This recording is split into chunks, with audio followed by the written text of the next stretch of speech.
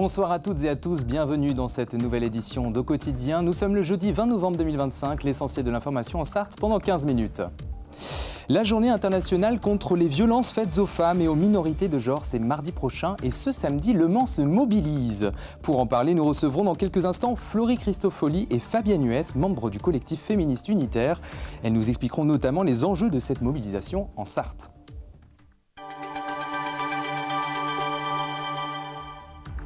À Saint-Calais, la fermeture annoncée d'une vingtaine de lits déclenche une vive mobilisation aux portes de l'hôpital. Vous le verrez dans un instant. Le site sartois de Renault dévoile ses innovations technologiques et prouve qu'il continue d'inventer des solutions de demain. Et puis, découverte du pickleball, ce sport venu des États-Unis à cheval entre le tennis de table, le tennis et le badminton. Mais on ouvre avec ce violent incendie qui s'est déclenché ce jeudi après-midi à Fresnay-sur-Sarthe, dans une charcuterie traiteur. Il s'agit de la boucherie Durand. Une partie du commerce est ravagée d'après nos confrères de Ouest France. Les 12 personnes qui travaillaient dans la boutique et dans le laboratoire ce jeudi ont été évacuées sans être blessées. Pompiers et gendarmes étaient mobilisés pour maîtriser le feu et sécuriser les lieux. Pour l'instant, l'origine de l'incendie est inconnue. Vive inquiétude à l'hôpital de Saint-Calais. Il y a 2 semaines, la direction a annoncé aux représentants du personnel la fermeture d'une vingtaine de lits en EHPAD ou en long séjour. Alors que le CSE se réunissait ce mardi, une mobilisation s'est jouée aux portes de l'hôpital. Anthony Piton. Bâtiment Lamartine, à l'intérieur, une unité vouée à disparaître. À l'hôpital de Saint-Calais, une vingtaine de lits d'EHPAD ou de long séjour vont fermer, faute d'effectifs d'après la direction. Inquiétude du côté des syndicats qui ont convoqué une mobilisation avant une réunion du CSE ce jeudi matin. Les syndicats ont voté contre les fermetures. Il y a beaucoup d'aides-soignantes, d'infirmières qui n'ont pas été remplacées et qui sont parties. Il y en a eu 5 depuis 4 ans qui sont partis. On a perdu 60 lits du SLD en 4 ans. Donc ça, c'est intolérable sur le territoire et des lits qui manquent cruellement en Sarthe. Aux côtés des soignants, l'association de défense du centre hospitalier de Saint-Calais. Des citoyens mobilisés qui s'alarment du déclin de leur hôpital de proximité. Ce qu'on espère, c'est que la fermeture des lits de long séjour soit une mesure temporaire. C'est ce que semble dire la direction de l'établissement.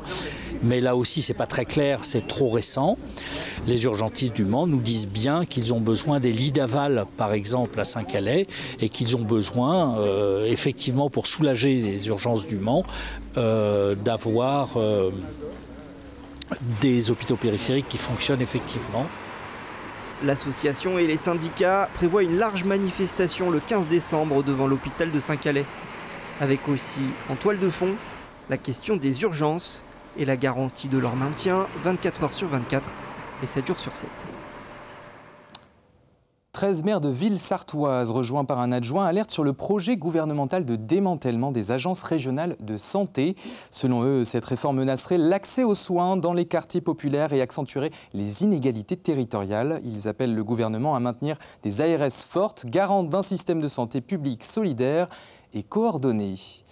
Renault écrit son histoire au Mans depuis les années 20 et le site sartois, souvent réduit à la production de châssis, cache en réalité bien plus. Dans le cadre d'un plan de communication nationale et locale, la marque nous a invités ce jeudi à découvrir plusieurs innovations technologiques développées au cœur de l'usine Mancel. Preuve que Renault continue d'inventer les solutions de demain. Reportage de Laure Gérard. L'usine Renault, c'est 1800 salariés pour 280 ingénieurs et autres chefs de projet qui développent les technologies que l'on trouvera dans les voitures de demain. Exemple, dans le domaine de l'acoustique, le projet Apache pourrait bien révolutionner la réduction du bruit à l'échelle d'une ville. L'innovation qu'on a brevetée et pour laquelle on a eu un décibel d'or, là, ça consiste, pour faire simple, à transformer une voiture qui roule dans le trafic sans aucune précaution particulière, enfin je veux dire sans aucun aménagement particulier, en capteur d'état de la route. Et donc le boîtier Apache, ce qui veut dire auscultation du profil acoustique des chaussées et de leur efficacité énergétique, ça sert très précisément à ça. Donc là, on se propose de faire des cartes qui donnent en fait un état des lieux le plus précis possible, l'évaluation la plus précise possible des caractéristiques acoustiques des routes, pour savoir où prioriser les travaux. Un projet développé en partenariat avec Le Mans Métropole qui fait circuler 4 véhicules équipés du boîtier Apache actuellement. Autre révolution à venir, le châssis by-wire. Il vise à remplacer les liaisons mécaniques traditionnelles de direction et de freinage par des commandes électroniques comme dans les avions. Comme c'est purement électronique, qu'il n'y a plus de lien mécanique entre le volant et les roues, on va optimiser le déplacement des roues. Donc, par exemple, pour une manœuvre de parking, on pourrait imaginer faire quelques angles au niveau du volant pour avoir des mouvements de roues très importants. Des concepts qui sont pour l'instant en développement et loin d'être en série, mais peu importe. Le groupe Renault souhaite rester dans la course à l'innovation avec son usine du Mans, leader dans le développement des châssis, pour 35 modèles livrés dans le monde entier. Au Mans, attention, si vous circulez en centre-ville, depuis ce mercredi, la rue Barbier est fermée à la circulation jusqu'à vendredi 18h en raison des travaux de Chronoligne.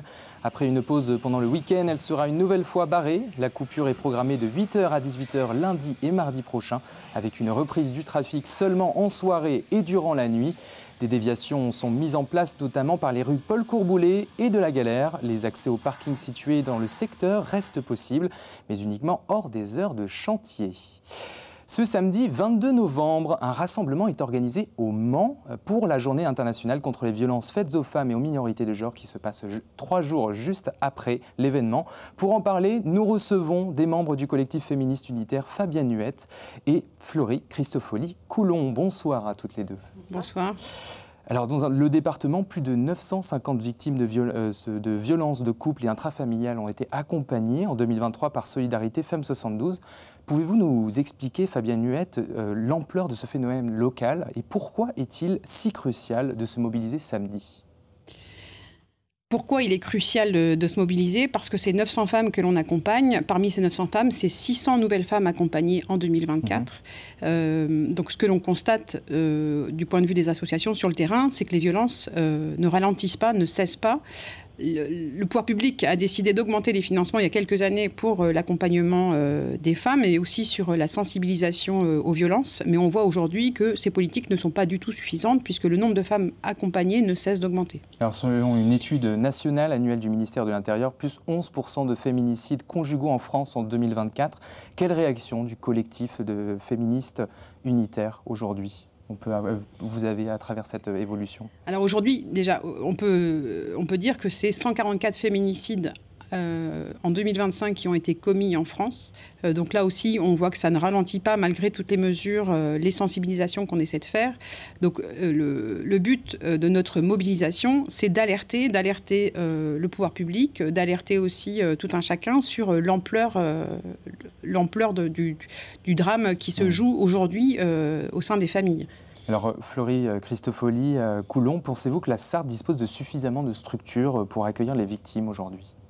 La Sarthe étant un territoire extrêmement rural, on sait qu'aujourd'hui, suite aux coupes budgétaires qui ont eu lieu récemment, ce sont les associations rurales qui reçoivent 3/4 des victimes de violences sexistes et sexuelles qui sont en première ligne et qui donc, pour une partie d'entre elles, sont obligées de fermer ou de réduire les accompagnements. Donc pour un département rural comme le nôtre, les impacts sont très importants.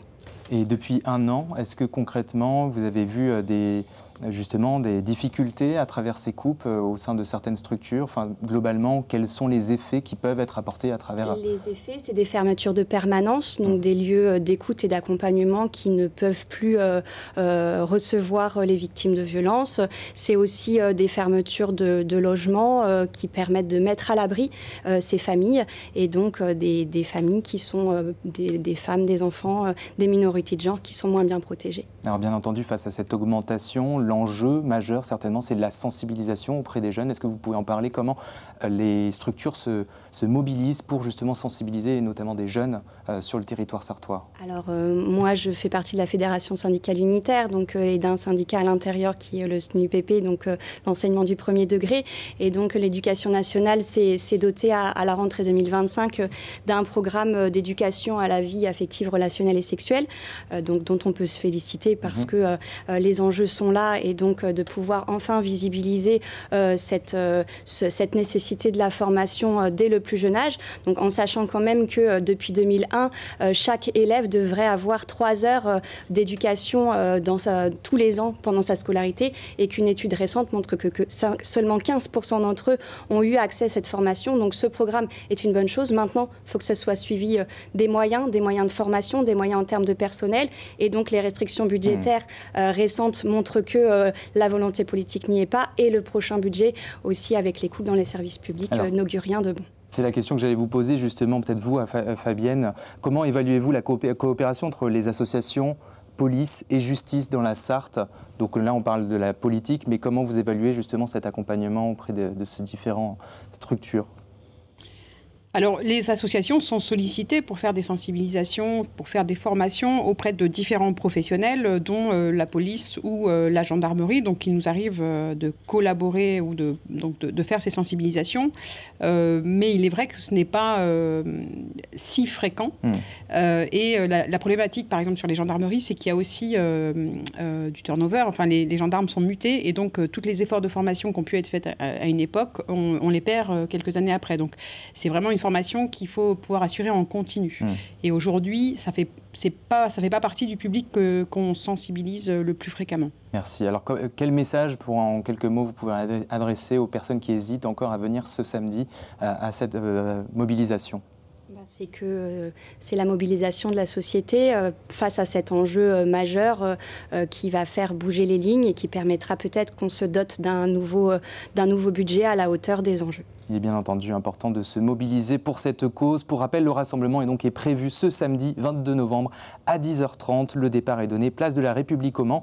Et puis, si vous en ressentez le besoin, n'hésitez surtout pas à contacter Solidarité Femmes 72.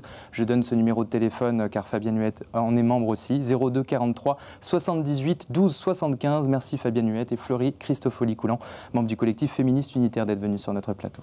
Merci. Ce dimanche, Coulennes accueille le premier tournoi de pickleball, une compétition de double organisée sur la journée au complexe des Trois-Vallées. Mais qu'est-ce que le pickleball, autrement appelé tennis léger? C'est un sport issu des États-Unis et qui tend à se développer en Sarthe. Colin Ancel s'est penché sur cette discipline au cours d'un entraînement à Coulan-sur-Gers. Un terrain de même proportion que le badminton, un filet de tennis abaissé, une raquette légère comme au ping-pong. Le pickleball, c'est une combinaison de plusieurs sports de raquettes. C'est très réactif, c'est un jeu à deux aussi, t'es pas tout seul et c'est pas si compliqué en fait. Vu que j'ai pratiqué le tennis pendant 10 ans, je pense que j'ai développé des positions, des postures voilà, pour le sport. C'est hyper ludique aussi. Moi, j'ai jamais fait de sport de raquette par exemple. Et on prend vite goût. Avec des règles plutôt simples et une spécificité. Il y a une zone de part et d'autre du filet qui s'appelle en anglais la kitchen ou en français la zone de non-volée. C'est une zone où on ne peut pas faire de volée. Cette discipline vient des États-Unis et tend à émerger en France. L'association Just Pickleball a été créée il y a 1 an. Je suis joueuse de tennis depuis petite. Et quand on joue au tennis et qu'on va aux États-Unis, on joue au pickleball. C'est environ 35 millions de joueurs. Et quand je suis revenue en Sarthe, je me suis dit je vais développer le pickleball. Après des séances de découverte organisées par cette bénévole depuis l'hiver dernier, plusieurs créneaux sont proposés dans le département.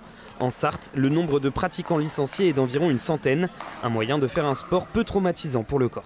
On ne peut pas faire ces sports de choc, d'articulation. Je faisais du foot auparavant et j'ai eu quelques problèmes de genoux, donc je cherchais une autre activité. Malgré tout, un inconvénient non négligeable, le son de cette balle dure et perforée. Quand on est en plein jeu, on n'entend vraiment pas, on fait abstraction de tous ces bruits-là, donc c'est vraiment pas gênant sur le coup. Alors après, pour ceux qui regardent, en effet, c'est assez bruyant. Là, d'ailleurs, je m'en étais jamais aperçu avant aujourd'hui, mais oui, c'est vrai que c'est assez bruyant. Ouais. C'est un sport en pleine expansion. L'association envisage de former de nouveaux encadrants et proposer des initiations aux scolaires pour que cette pratique se démocratise davantage.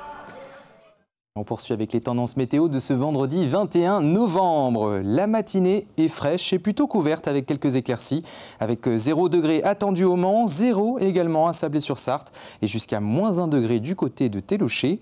Dans l'après-midi, le ciel reste partiellement nuageux, mais quelques rayons de soleil doivent apparaître. Les températures remontent légèrement, 5 degrés à Mamers, 7 au Mans ou encore à la Flèche avec un temps globalement sec. Et pour finir ce journal, un peu de lumière. Le Mans s'illumine pour pour Noël. Depuis ce jeudi soir, les rues du centre-ville offrent un spectacle de guirlandes LED. Ces illuminations resteront visibles jusqu'à début janvier pour le plaisir des petits et des grands, bien entendu. Et puis le lancement de la majorité des animations pour les fêtes de fin d'année est prévu ce samedi. Voilà pour l'essentiel de l'actualité sur votre territoire. Retrouvez-nous demain pour Au quotidien en format tout en images. Très bonne soirée à vous et à demain sur LMTV Sarthe.